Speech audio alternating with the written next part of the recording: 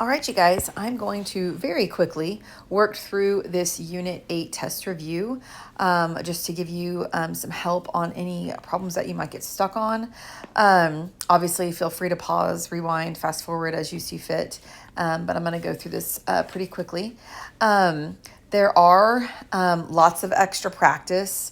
There's an extra review. I think there's 2 extra reviews that I've put in here. If you feel like you need any extra practice with the circles, please remember you get a 3x5 note card on your test. I would not make that note card just solely on this review, but making sure you go back with your notes and homework as well and pick up any problems that you might have struggled with on those too. Okay. All right. So our first question here is just a vocabulary question. So it wants you to identify the following segments as either a chord, a secant, or a tangent. So the first one is BA. All right. So clearly it looks like BA is a tangent because it's only touching the circle at one point, or we are assuming it is based on that picture. All right. So he is a tangent. And remember, we would call this point A the point of tangency, just as a reminder. And then let's see, it's asking for BD. Well, BD is going not only all the way through the circle, but he extends outside the circle as well, which makes him a secant. And then CD, which is just going through the circle and touching, the endpoints are on the circle. So that is the definition of a chord. Okay, so tangent, secant, chord. All right, so you might want to have your formula charts handy while you are doing your review and kind of making note of what you want on your note card as you go through. All right, so here we go. Question number 4 is asking us to find the measure of angle 1.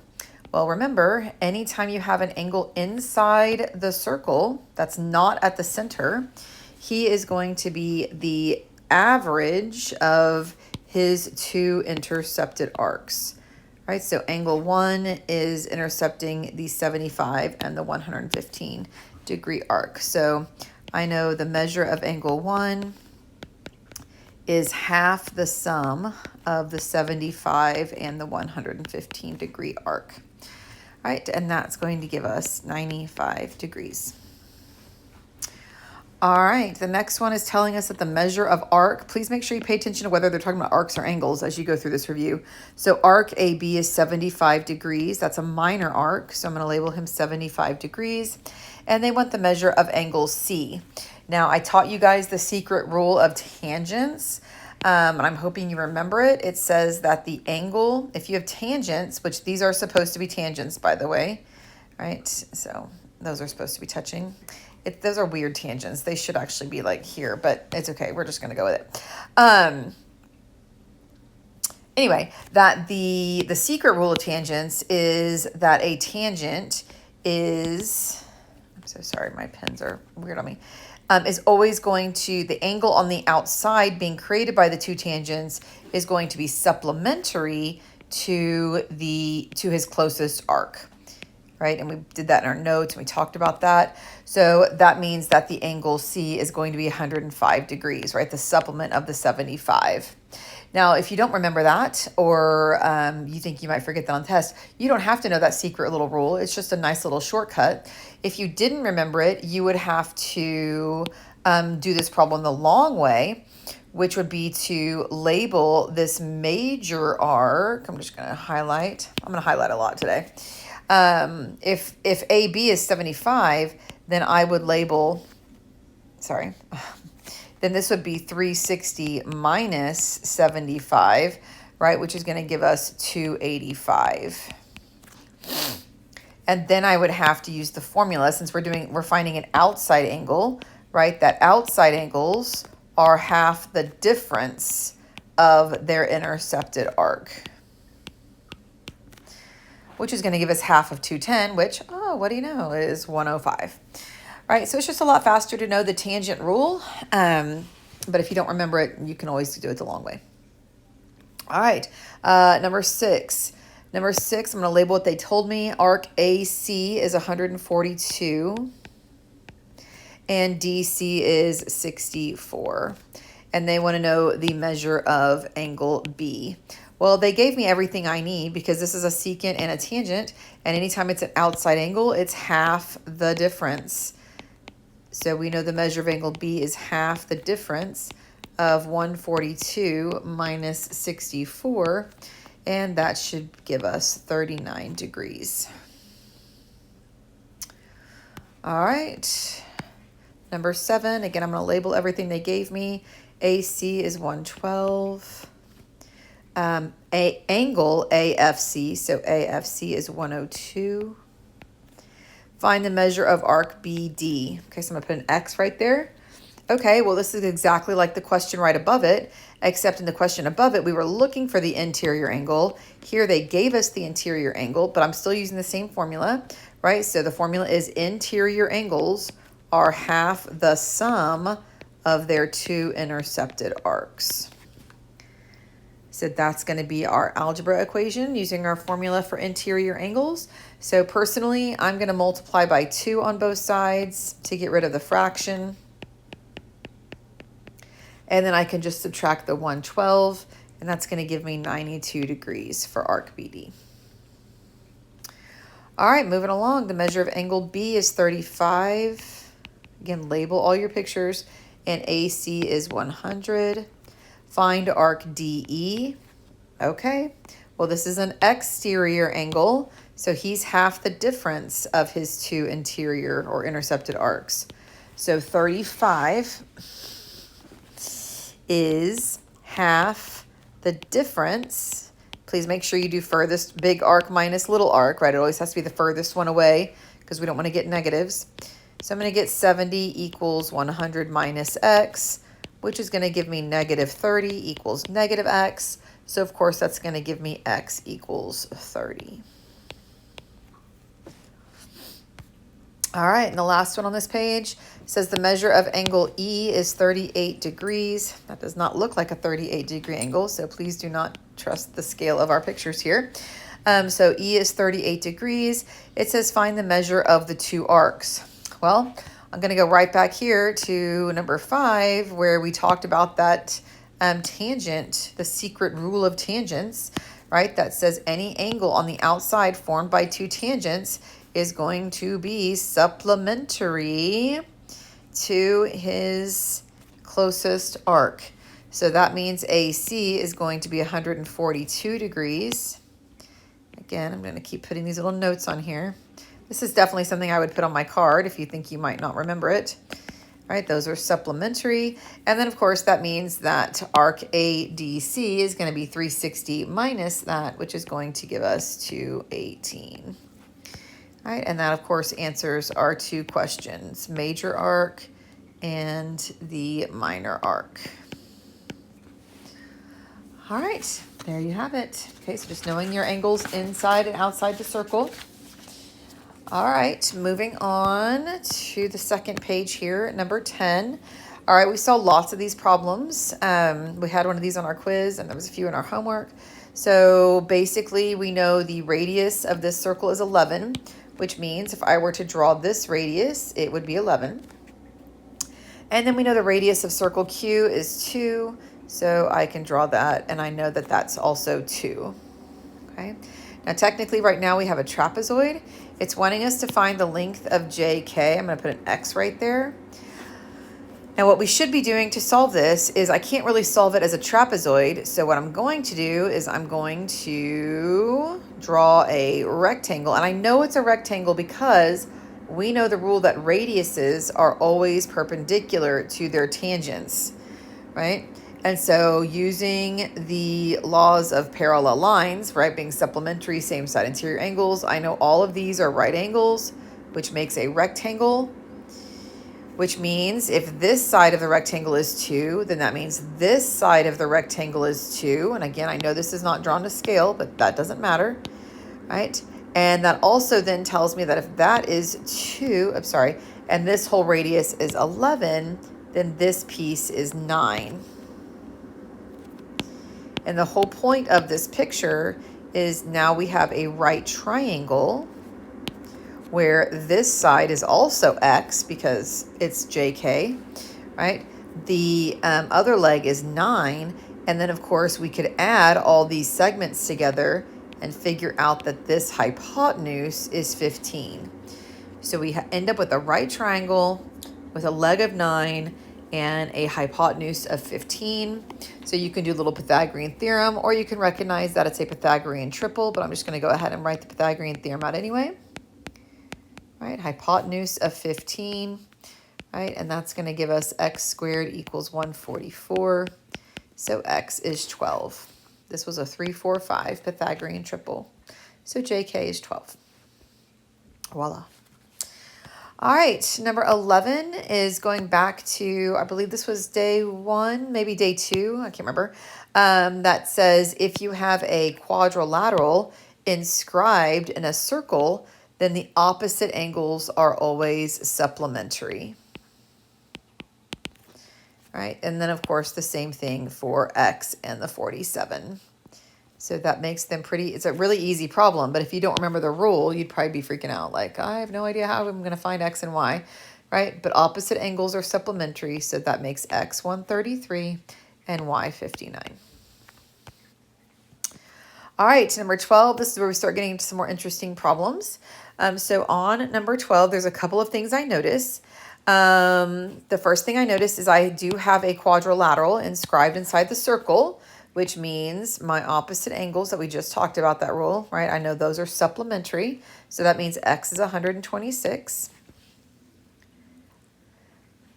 Now y, just so you know, y is referring to this whole arc right here, the measure of that whole arc.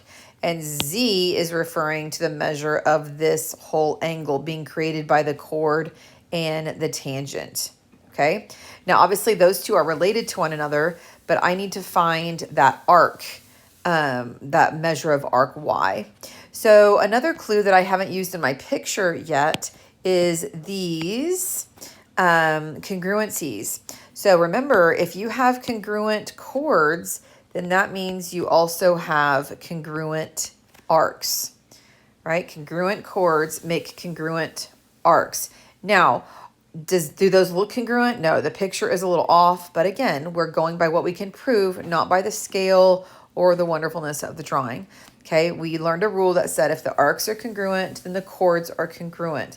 So what that means is we got to figure out how we're going to do that. Well, another thing I notice is, hold on, let me use a highlighter.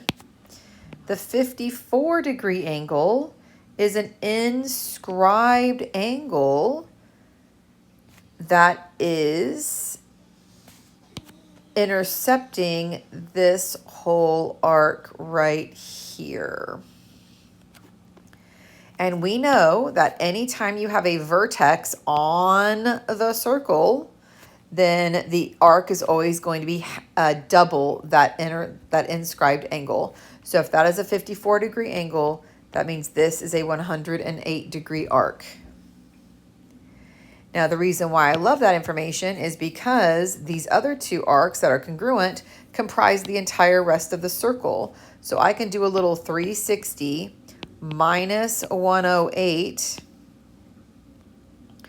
right? And that's going to give me, sorry about that. What's that going to give me? 252. And then I'm going to split that 252 in half, right? Because I have two congruent segments, and that's going to give me 126 degrees. So each one of these is 126 degrees. And that gives me y. Then we need to find z, however, and z, his angle is also on the vertex, on the circle. So he is going to be half of his intercepted arc. Well, his intercepted arc is that 126-degree arc that we just found for y, which means z is going to be half of that, so 63 degrees. All right, a lot going on in that picture, right? Lots of clues that we have to figure out. All right, number 13, x, y, and z. Okay, let's see. The first thing, the first clue that I happen to notice is I have parallel lines. All right, that's the first thing I notice, which means I'm looking for a Z-shaped pattern, which I have right here, which means that X is also this angle here because those are alternate interior angles. And if that is X, then I'm going to be able to find him because he is an inscribed angle and he is intercepting this 98-degree angle. And anytime you have a vertex on the circle, his angle is going to be half of his arc. So that means X is 49. Well, clearly, if X is 49, right, then that means this angle right here is 49. And he's also an inscribed angle, right? And he's intercepting arc Y. So, of course, Y is 98, right? We're just kind of going back and forth there. All right, I'm going to put that right here because now I need Z. Z is this entire angle being formed by the tangent and the chord, right? We want this whole angle right here. And, of course, his vertex is on the circle, which means he is half of his intercepted arc, right? This guy right here. Here, let me highlight. Hold on. Right, so he's here. This is angle Z. I like to extend my angles, right? So that arc is being trapped inside. Well, you'll notice we have the measures of all the rest of the arcs. So we're just going to subtract that from 360. All right, so we're going to do 360 minus 98 minus 60 minus 98 to figure out what's left for that arc over there. And that should be 104 degrees, right? So this arc is 104 degrees, which means angle Z, oops, sorry about that, is going to be 52 degrees. All right, moving along. All right, number 14. Again, X, Y, and Z. Well, Z should be pretty easy to find because we are definitely looking at an isosceles triangle inside the circle here. So we know that we have congruent base angles, right? So if we do 180 minus the 36, that gives us 144 degrees to split evenly amongst those two congruent base angles, which is going to give us 72 degrees. I'm just going to 72. Now, the next cool thing I notice is that not only is Z a base angle of the isosceles triangle, but he's also an inscribed angle, right? And he is containing all of arc Y. Right? And so anytime you have an angle with a vertex on the circle, right, we know he's half of his intercepted arc, which means Y is going to be double the 72, so 144 degrees. All right, well, again, we know we have congruent chords, which means we have congruent arcs. So if this guy is 104, oops, I use pink here. So if this guy is 144 degrees, that means this guy is also 144 degrees. So we're going to take 360 and subtract 144 and another 144 to see what is left for that arc down below. And that should give us 72 degrees. And so that is going to be the measure of this arc right here, right? The leftovers on the circle. And then, of course, that's what's going to allow us to find X, right? X is the angle, so whose vertex is on the circle right there. So he's going to be half of his intercepted arc. So that makes X 36. All right, number 15. All right, let's see. The first thing that jumps out at me, excuse me, is that I have this inscribed angle. which tells me that this arc is 84 degrees, right? Double the 42. Okay. And I also notice that y, this angle, is also on the circle, right? And so he is going to be half of the 84. So y is going to give us 42. All right, and now we just need to find x. Well, let's see. I don't have any congruency marks. I don't know that that's an isosceles triangle, anything like that. I don't have any congruent arcs that I can prove.